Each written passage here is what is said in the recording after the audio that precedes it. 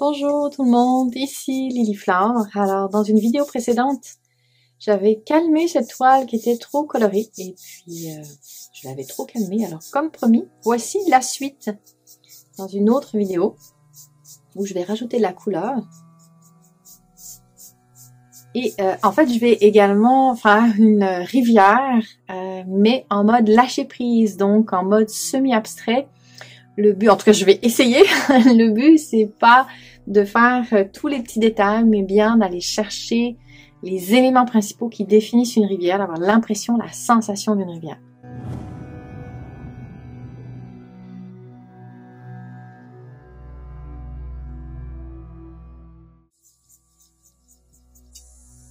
Dans un premier temps, je viens tout simplement rajouter de la couleur. Donc, comme je vous disais, je l'avais un peu trop calmé, donc j'ai rajouté de la couleur dans le ciel.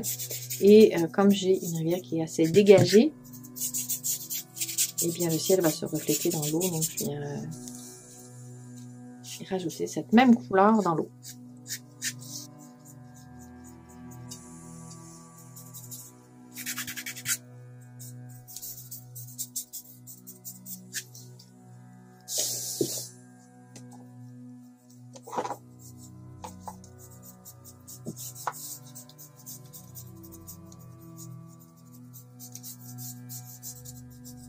Je rajoute également un peu de vert, puisque nous avons des arbres et des montagnes de cette couleur-là qui vont se refléter dans le ciel.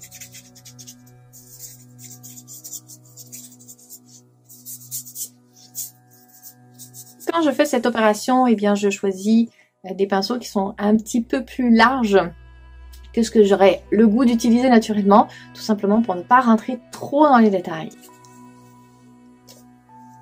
Ça me permet de garder ce côté de lâcher prise. Alors là, on passe avec un pinceau un petit peu plus petit aux roches. Mon but n'est pas de faire des roches réalistes, mais bien de définir des zones, des endroits où il va y avoir les roches. Là encore, mon geste est très libre, très loose, très lâche, très spontané.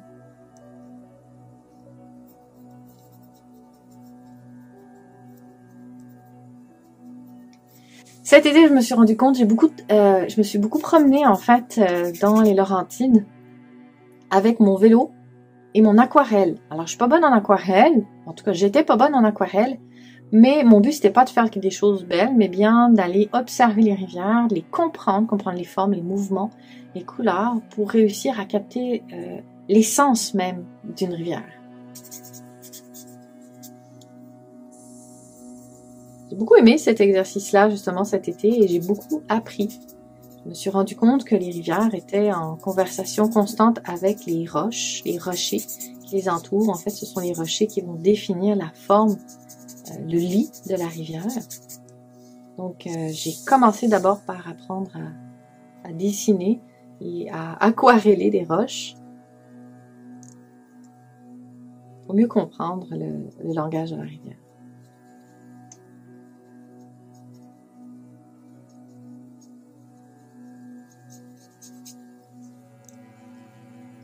Je place quelques valeurs claires à l'endroit où on va avoir des chutes d'eau, des petites chutes, des petites cascades. On n'est pas dans un gros bouillon de rivière, mais petites cascades régulières.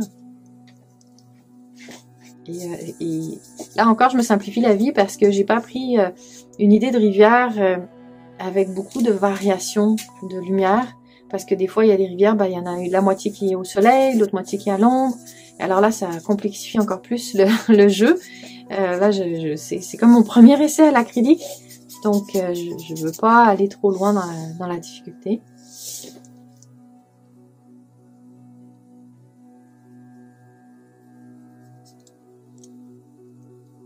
Quand je dis que c'est mon premier essai suite à mes observations à l'aquarelle. C'est la première fois que je vais faire de A à Z. J'ai commencé une autre rivière sur une autre grande toile que j'ai filmée en partie d'ailleurs. Je pense que je pourrais faire une vidéo prochainement par rapport à ça. Mais comme c'est plus grand, ça va me prendre plus d'étapes, plus de temps. Là, je voulais vraiment faire du A à Z sur une plus petite toile. C'est vraiment super ce qui s'est passé cet été parce que quand je me suis assise toutes ces fois-là devant des cascades et des rivières, le fait de l'observer, j'ai commencé à entendre, j'avais l'impression que la rivière me parlait en fait. J'avais l'impression de voir la trajectoire des gouttes d'eau, de comprendre les éclaboussures. J'avais l'impression qu'on discutait avec la rivière et cette sensation-là, je l'ai trouvée absolument géniale.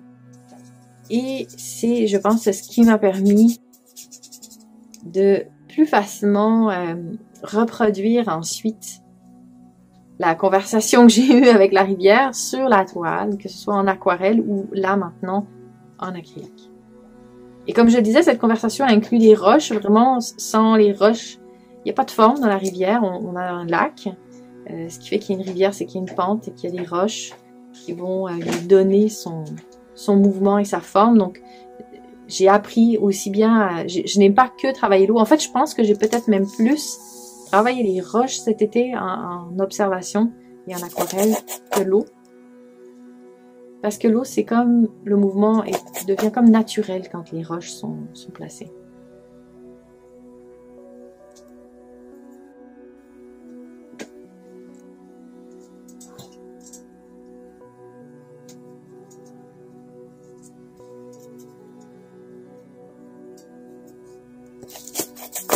Ce que j'ai trouvé difficile quand je travaillais à l'aquarelle, c'est les blancs, parce qu'à l'aquarelle, on n'est pas censé... Le blanc, il n'y a pas de blanc aquarelle.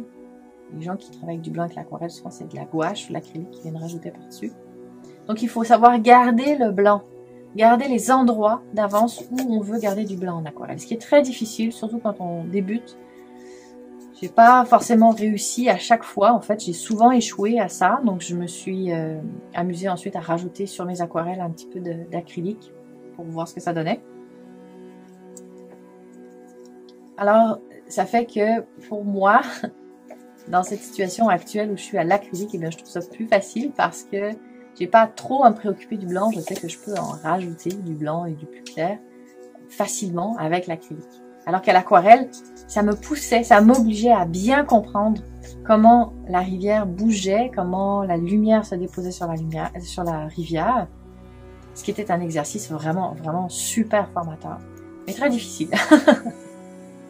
Le but de toute façon n'était pas que je réussisse mes aquarelles, mais bien que ça m'aide à comprendre. C'est un petit peu aussi, vous regardez un film en espagnol pour apprendre l'espagnol. Bon, ben, vous comprenez peut-être pas tout ce qui est dit, mais comme il y a des images, ben, ça vous aide à comprendre l'ensemble. Ben là, c'est un petit peu pareil. L'aquarelle, c'était pas des chefs-d'œuvre, mes aquarelles. Ça m'a beaucoup aidé à comprendre. Et maintenant, je peux transposer ça à l'acrylique, que je maîtrise mieux. Et c'est beaucoup plus facile pour moi.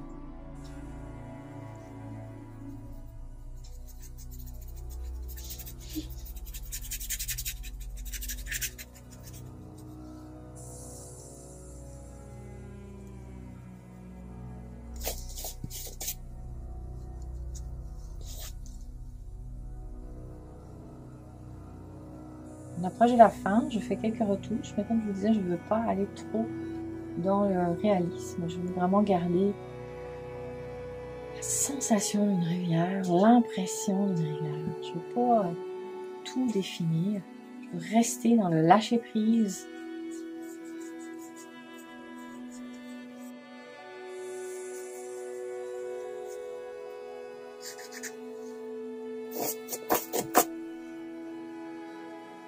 Je pense que j'arrive pas mal au bout.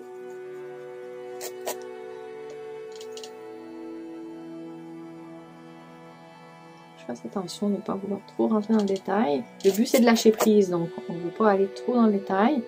Mais des fois, quelques petits éléments peuvent nous aider à finir de définir notre rivière ici.